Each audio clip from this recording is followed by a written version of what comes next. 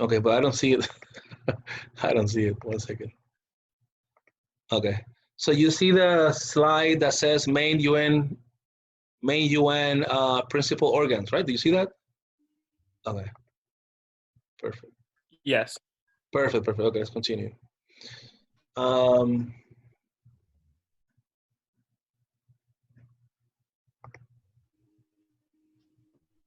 okay. And then you have the Security Council, the General Assembly, which is the Parliament of Nations. It is a beautiful parliament. You have time when we can do, when we're able to do that, when you can do a nice tour of the UN, and you go in the morning, and they have tours. I mean, you can see the entire United Nations. You can go into the library. You can see the General Assembly. So when it is possible to do that, I recommend you to do the tour. Maybe some of you have done it in the past. Exactly. Yes, yes, yes. So it's a nice experience. I recommend it very much. Um, if you are if you have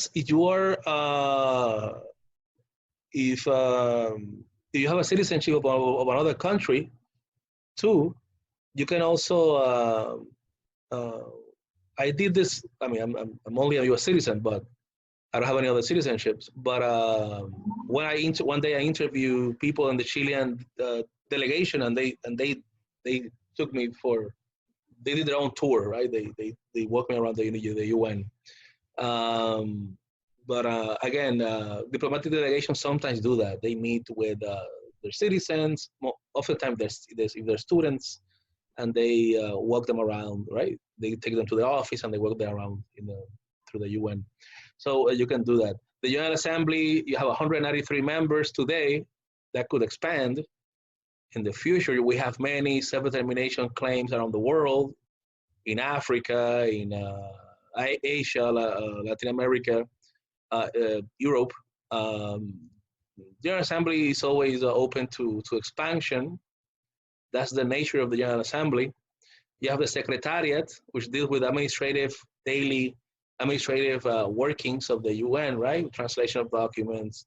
They publish a daily agenda for the issues that will be discussed each day. They publish that. You can find that in the lobby when you enter the UN. All these kind of things, right?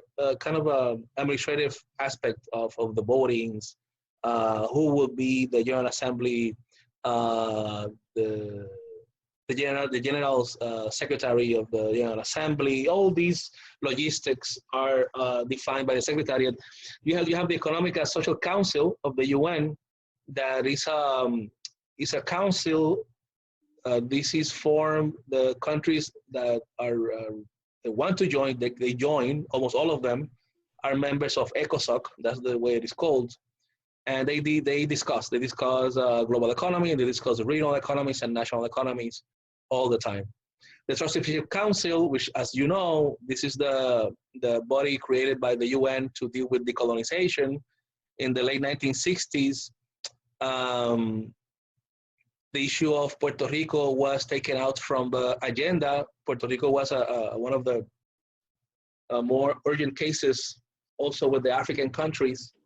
Think about 1960s, Algeria, Angola, Mozambique, and then in Latin America, you have the case of Puerto Rico. Then you have Vietnam, in Asia, many other cases. So the Trusteeship Council was there as a council to implement decolonization, because it was indeed an urgent problem, right? It was a permanent point of conflict. And the trusteeship is also in Asia. You have islands that belong to Japan that were taken over by the UN, were given to the US as a trusteeship, as part of the Trusteeship Council.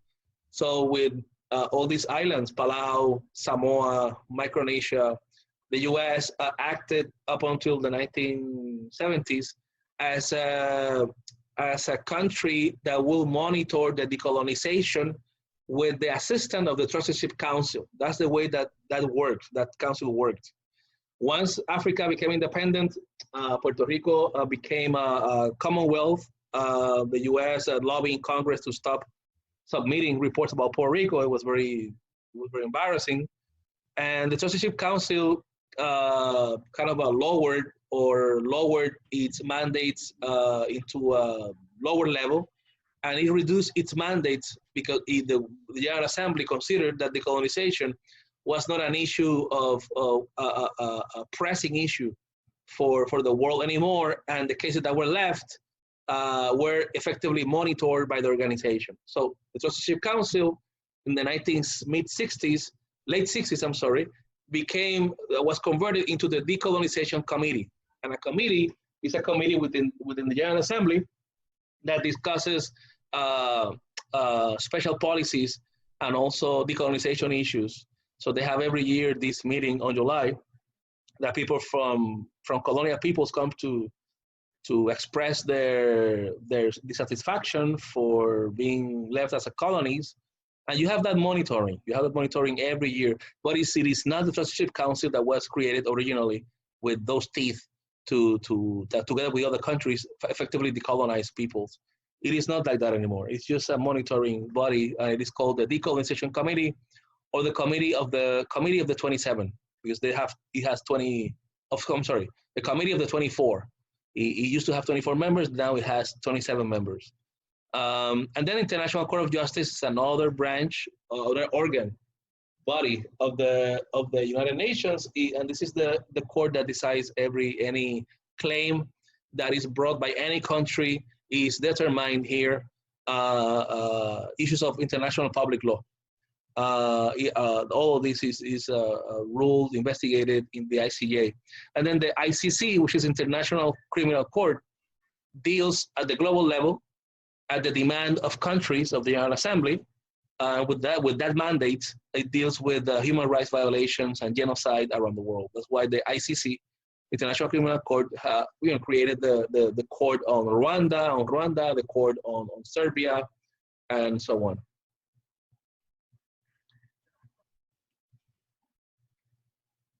Okay, it's not moving forward. 1 second.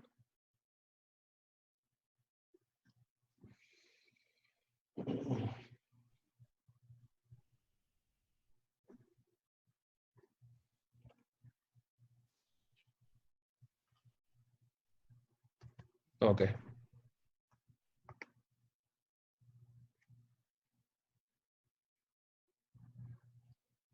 Now it's working.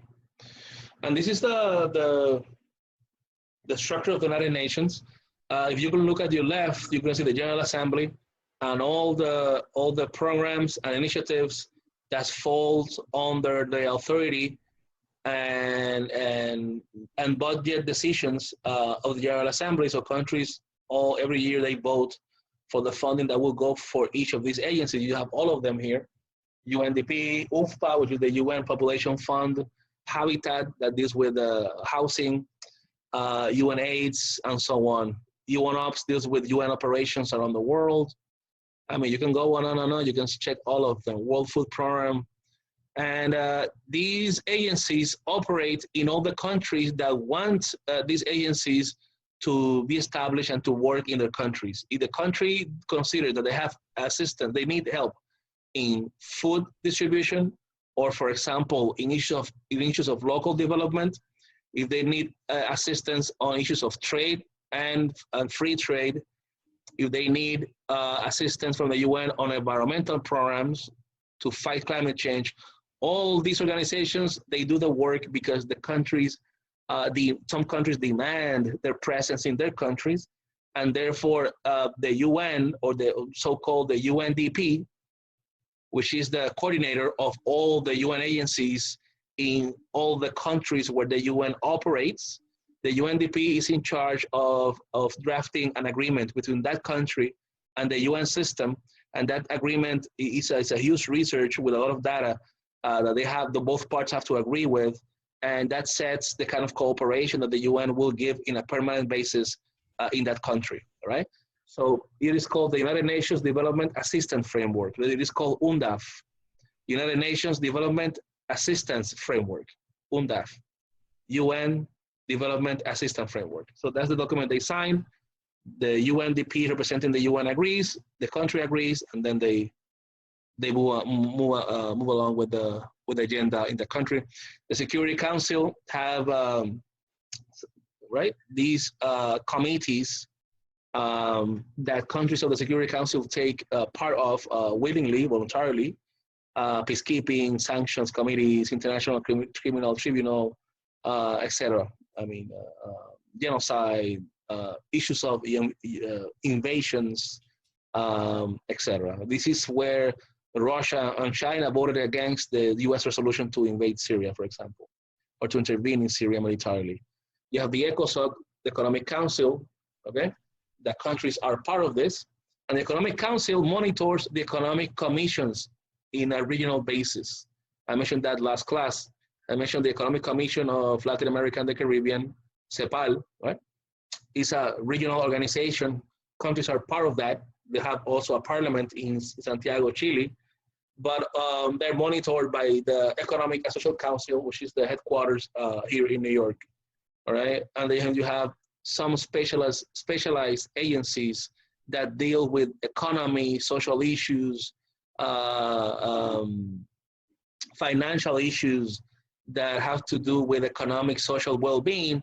These agencies then fall within the umbrella of the ECOSOC, Economic and Social Council, right? And then you have the Secretariat that deals with logistics around the world. All of these are UN agencies that deal with logistics and special committees around the world.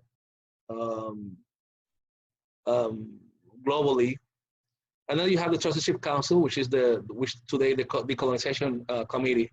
All right, so in a very schematic way, this is the way the UN works. It's a very complex organization. And then the issue of the veto power is something that is very much criticized. Veto power is blamed partially for the inefficiency of the UN in very critical issues, because any country can veto and then the UN ends up doing nothing, right? But again, the US has to convince the Soviet Union to enter.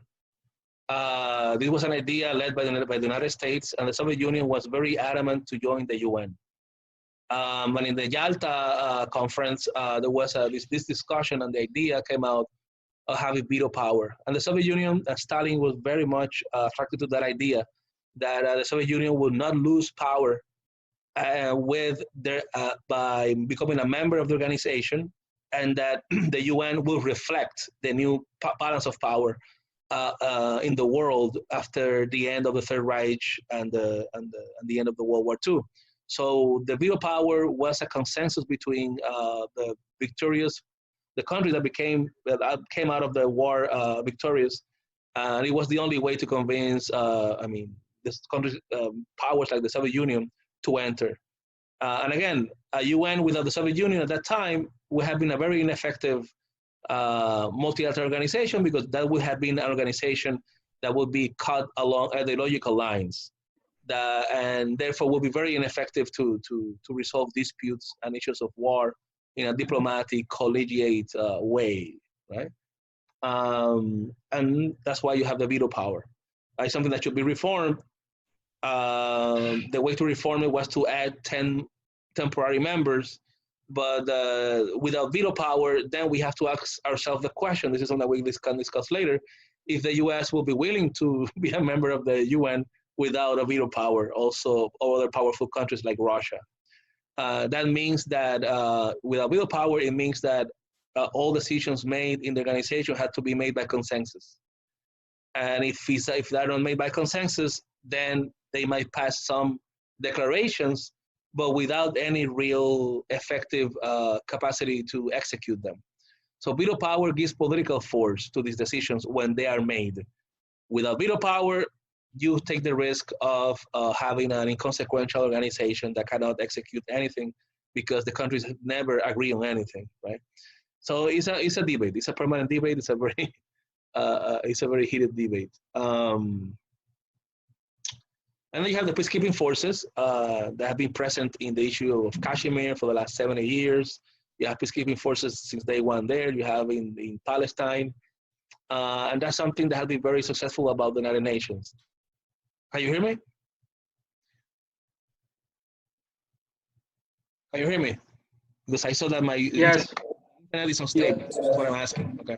So peacekeeping forces are there. Yes. Peacekeeping forces, funding, also Latin American countries have been very active in peacekeeping operations.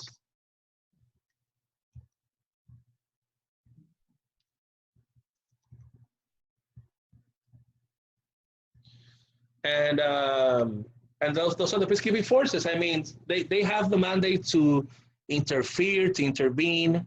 Nigeria is a country that has been key to the in the funding and also in authorization, also with the African Union of peacekeeping forces in different areas in Africa. Peacekeeping forces are there when they have the mandate and they have to defend themselves. They will engage whoever, whatever belligerent force, they will engage it with military power. So they have that power. They have the power to defend themselves.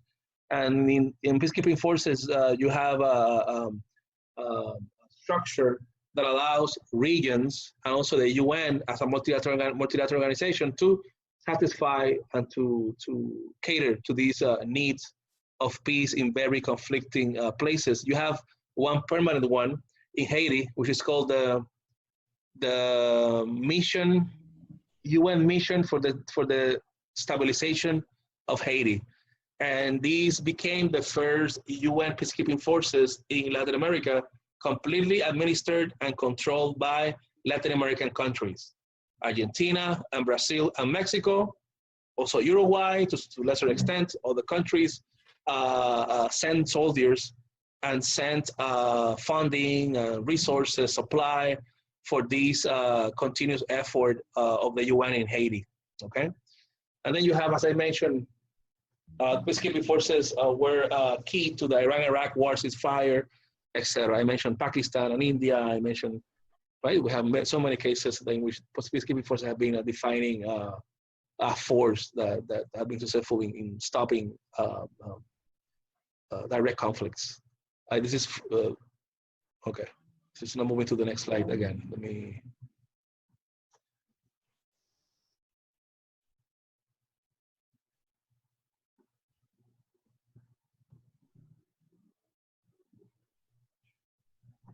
It's stuck. Okay.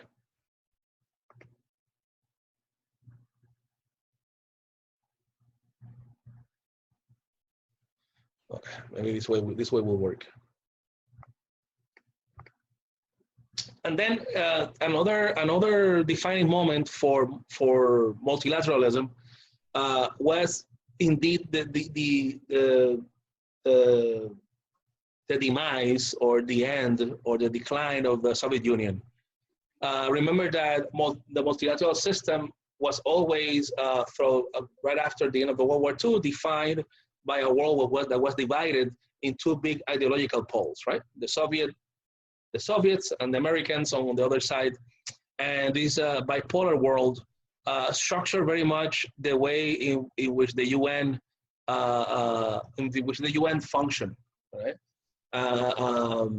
The UN was very much paralyzed for a lot of things. This is the era right after World War II that you have a lot of proxy wars. So the UN never play a role on stopping those really ideological conflicts in Africa. We have Nicaragua, Cuba, Grenada in the West Indies. The US ends up invading Grenada, also Cuba.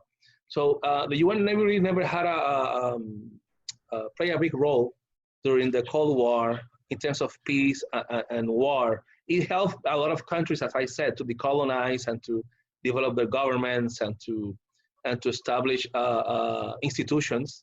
That's for sure. But in issues of war and peace and on the critical aspect of this bipolar world, to prevent wars, for example, the UN never really played a role because the international system operated according to the bipolar logic, right? And then you have Now the world without the Soviet Union, the 1990s, after the end of the Soviet Union, you have new ideas that emerge from the international system. The UNDP, for example, the General Assembly, the secretariats, the political bureau of the General Assembly. They started producing literature and research that try to persuade the world that there was another way in which multilateralism could define threats, right? That now, without the threat of communism and the Soviet Union, right, the world and the multilateral system have to define, all right, what kind of threats are now the real threats of humanity. If it's not now if now the revolutions and guerrilla warfare was not the main problem for most countries in the world, right? Remember that a lot of these civil wars in Nicaragua, liberation process in Africa, it was funded and inspired by the Soviet Union and the ideas of socialism, right? Angola came out with independence as an independent socialist country.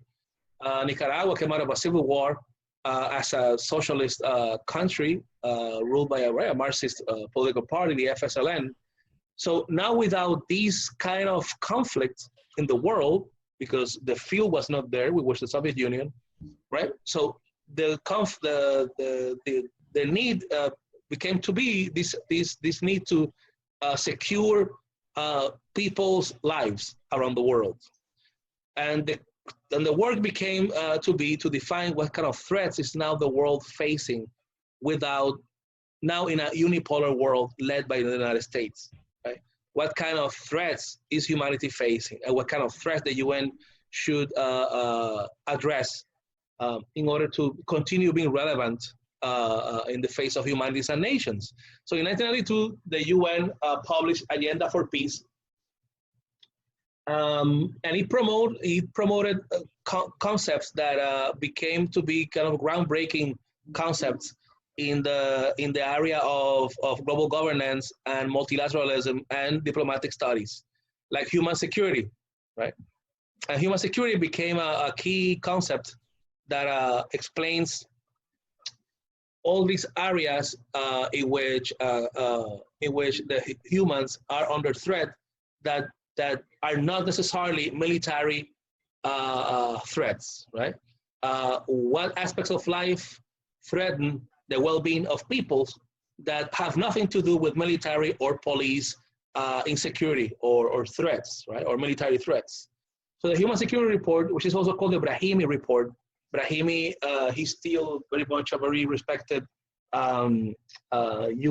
scholar that have worked as a resident, a representative of many UN agencies in the world. And he came up with the idea of human security, and he said, we cannot talk anymore about national security, right? Why? Because there's not really a global threat of guerrillas or socialist parties or communist parties. As a matter of fact, in the 90s, a lot of communist parties changed their name into other more nicer names, right? So he said, the threat is now coming from any military source. The threat now is coming, right, from non-traditional sources, right? And he mentioned the lack of governance in a country, the lack of institutions in a country, the lack of the capacity of the states to supply clean water, to provide education to its people. So Brahimi was very he kind of catered very much to the need of the moment with this concept of human security. And human security